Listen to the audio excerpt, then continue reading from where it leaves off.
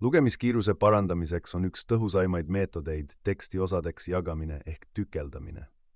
Selle asemel, et lugeda sõna haaval, õpime teksti lugema väikeste gruppide või plokkidena.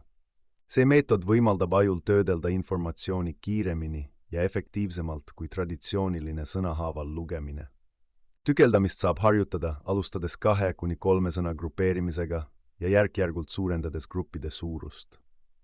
Regulaarse harjutamisega võib sinu aju hakata automaatselt teksti suuremaid osi korraga haarama.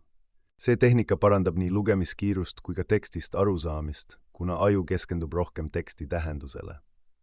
Tükeldamist saab rakendada igat tüüpi tekstide puhul, alates akadeemilistest materjalidest kuni ilukirjanduseni. Keskmiselt võib inimene selle tehnika abil parandada oma lugemiskiirust 50–100%. Parim viis alustamiseks on kasutada spetsiaalseid lugemisharjutuste rakendusi või veebilehti, mis aitavad tükeldamist harjutada.